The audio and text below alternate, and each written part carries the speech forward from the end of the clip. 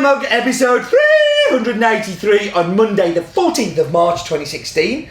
I am your host Stephen Layton for the 383rd time. Welcome to In My Mug. Welcome to the news. No, I have no idea what that was about either. We can all just think, can we just move on as if it never happened? Okay. Coffee bags. We are thinking of redesigning our coffee bags again. We're always kind of trying to improve and make them smarter. And definitely since doing the exclusive box, it's made me really think about them a lot. This is your chance to have some input into it, so let us know what you want. Go. No, don't go, stay, but go with your feedback. I'd be very keen to hear them. Normal channels, you know where we are. Email, bricks through windows with notes tied to them, all sorts. This week's coffee comes from Colombia Santuario, and is going to be the red Typica. But we also have a yellow Typica from there, but probably won't be in my mug because of the lot size. So you may want to dive in and buy that as an extra. The new edition of Standard is out. It's a coffee magazine. It's very readable. It's very cool. It has one of the coolest guys in coffee on the front, Klaus Thompson, who I'm very proud to call my friend. Lots of interesting articles, but the thing that really impressed me is there is a poster of the new SCAA flavour wheel, which there's been a whole heap of interest about. And you should buy Standard as you get the free version of it. And it is beautiful. I mean, it is absolutely so well put together. It is a real good coffee table book about coffee. And that was the news. So we should go to Focus On. And this week's Focus On is about the coffee varietal Typica.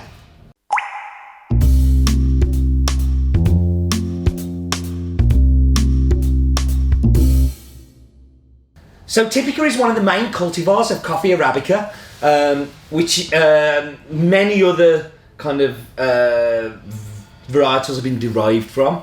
It has a longer seed form than other coffees, than for instance Bourbon, Typica, and it is taller and has conical shaped branches, kind of like that, that grow at a slant.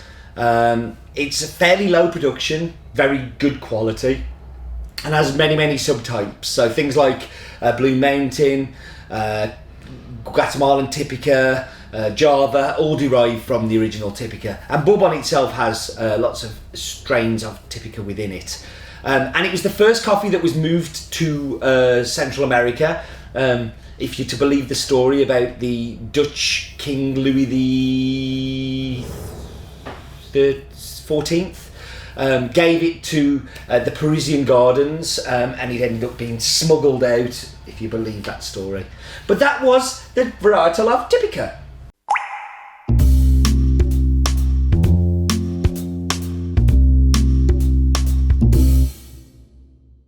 So this week's coffee we've had before. In fact, we've had it twice before. Loved and lost, and loved again. So maybe I should tell you the backstory to that. So the story starts back in 2009 when, at the time, there was so little good Colombians about. Leaf rust was a massive problem at that time, and it was getting harder and harder to find really good Colombians. Yields were down. Coffee was being hoovered up regardless of quality, and crazy prices were being paid, and we were really struggling to find a Colombian that we loved. And then we found a farm on an offer sheet of an importer that we don't usually use, but we called a sample in, cupped it, and really liked it, and found out more about the coffee. Had a great backstory and a great cup quality, so we were definitely in.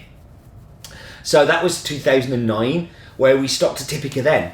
And it was a tiny lot, but very popular. Went in 2.5 weeks, I remember. It just absolutely flew out the door. And then the latest crop arrived. We hoovered up some of that as well, and it became a firm favourite. Unfortunately, the importer stopped working with Camillo, who is the farm owner.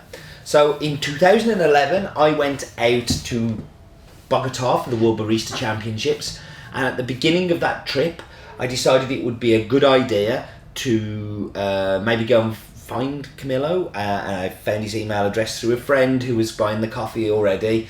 I spent a few days driving around with him. Didn't get to go to the farm. It's one of the farms I would love to visit and have yet to been able to get there because it's in a region that is fairly unsettled and not particularly safe. And the day we were meant to go, there was some unrest, so we weren't able to go out. But we bought that coffee directly, and all was well until we had some communication issues, I'm going to call them. But basically, we just didn't, things didn't work out between us. We weren't talking to each other very clearly, and we lost the coffee. And I was super sad. I don't think this coffee stayed in my mind for a very, very long time. And every year I thought about the farm, I thought about the coffee, but weren't able to get it. And then fast forward this year to, last year now, actually 2015, I was at the World Barista Championships in Seattle. Yes, the Barista Championships. And who did I bump into but Camillo? So we ended up having a very long conversation, and both came out deciding it was worth another try. So this is the result of that conversation. And Camillo is one of the leading kind of guys in specialty coffee in Colombia, and he's a template for the future as I see it.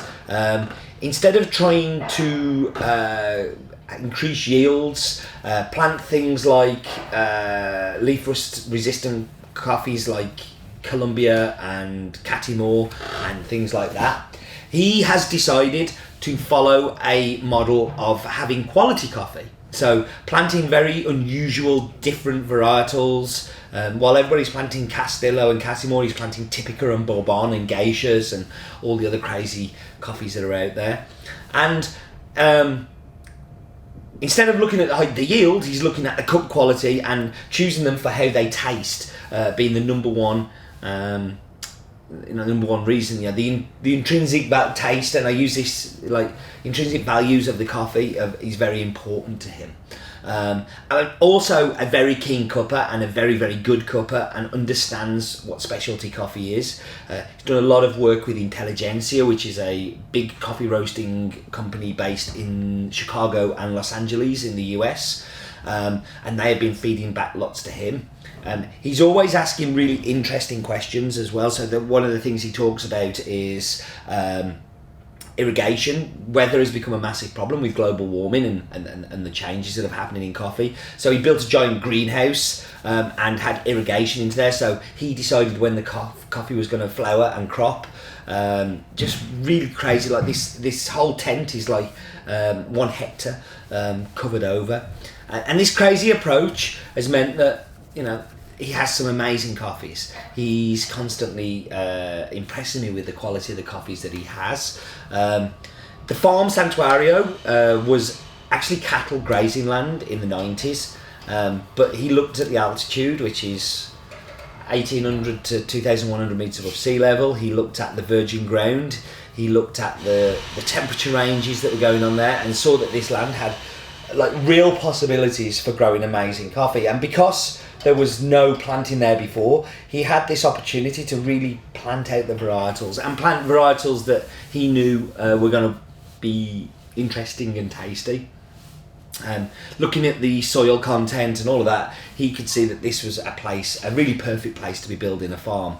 And I love the fact that he's built the farm but you're going to see on Google Maps, you'll see this beautifully laid out farm, and if you go to the product page on Has Been, there's a beautiful map of the farm. It's all very much mapped out.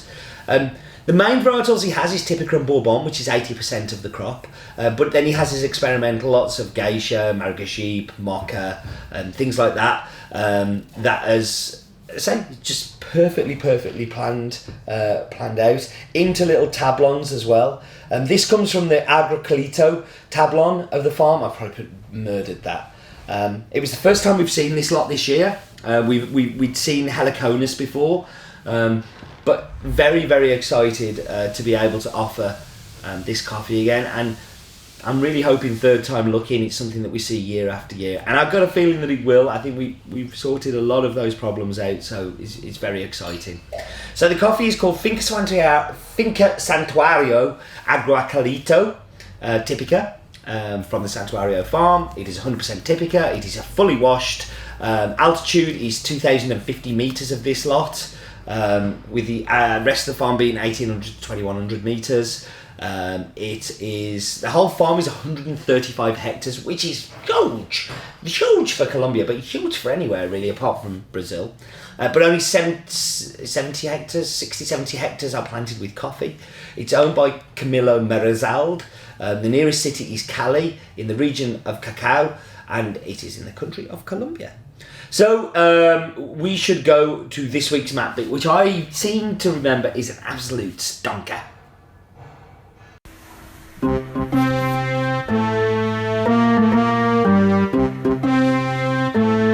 Hello, so here we are, waving, up we go. You know the drill by now for sure. We do this a lot. We're going across the Atlantic, but instead of Central America, we're going to be zooming into South America and the country at the very top there of South America, Colombia. So here's a fact, first of all, that Colombia has the biggest salsa festival, the biggest theatre festival, and the biggest outdoor horse parade. Interesting, eh? They like the biggest, that's for sure. But we're more interested in coffee, so we're going to zoom down, and we're zooming down here to the Cauca department, and in particular Santuario. You see a particularly mountainous area, very mountainous, but the highest point is 6,542 metres, not this point, Nevado Sajama, and the lowest point is Rio Paraguay at 90 metres. So we're going to kind of zoom down and get into a little bit more detail. Now, as I alluded to, this is a good map bit. You can see the lines of the farm purely defined on this one. So this is into the separate lots, the separate varietals, the separate kind of little parcels of land that we have here. And there, you can see this is the actual map that Camilo sent to us. And you can see particularly that pink part. That is part of the region where this week's coffee is from. So we can really get down to those tiniest of details with this farm.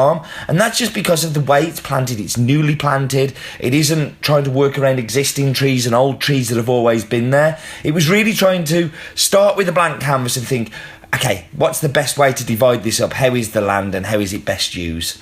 And that was a really good map bit. It was a stonker, wasn't it? I'm sure it was. Speaking of stonkers, I'm sure Roland has a daft fact of stonkability.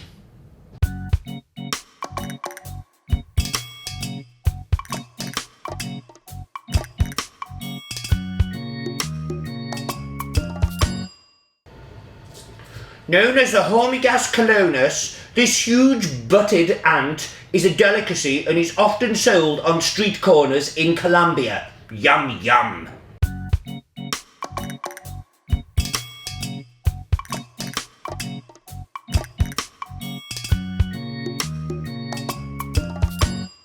Yes, the Hormigas colonus. I've never tasted one, but they're pretty ugly looking things, and you see lots of street vendors in Colombia selling them as snacks. Okay, time to wipe you on pause, time to go and get tasty and delicious drinks. Be back with you in just a second.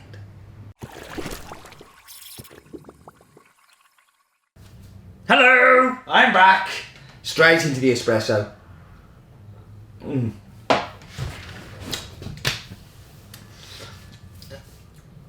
Wow. So what starts off in the espresso is dark, almost like baker's chocolate. It's got a real kind of bite to it. A lovely coffee bitterness. The sweetness is 100% brown sugar. It is like brown sugar city. But there's some acidity on the back end, and I'm actually struggling to put my finger on it.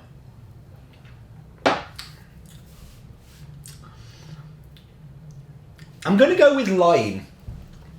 Lime-like acidity, but like a chocolate lime. You know, like those chocolate lime sweets. That it really, yeah. No, I'm going with that. So brown sugar, chocolate lime, and what was the other thing I said? Oh, baker's chocolate.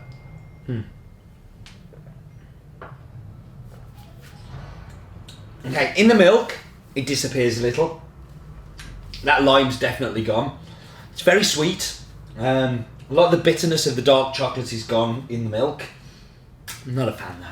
Not a fan. Right. What I am a fan of is of course the Chemex. And I'm using my Welsh mug.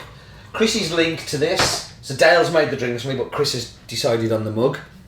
It's because it was St David's Day last week, and also because the Welsh Aeropress Championships happened. But I'm just going to say it's in honour of Estelle Bright, who is my favourite Welsh person. So Estelle is one of the most talented baristas in the UK, a regular competitor in the UKBC, and a very good friend, and works for La Marzocco UK, and we love Estelle. She's awesome. So, in the brewed coffee, that chocolate lime is booming through. A lot of the bitter chocolate isn't as strong as it is in the espresso, but it's still definitely there. But there really is a lime undercurrent, and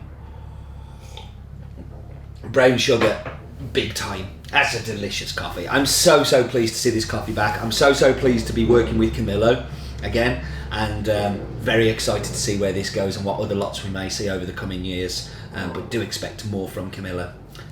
Okay, we are done. Time to wrap up. Thank you very much for joining me, as always. And do remember, life is definitely too short for bad coffee, even if you say it quickly.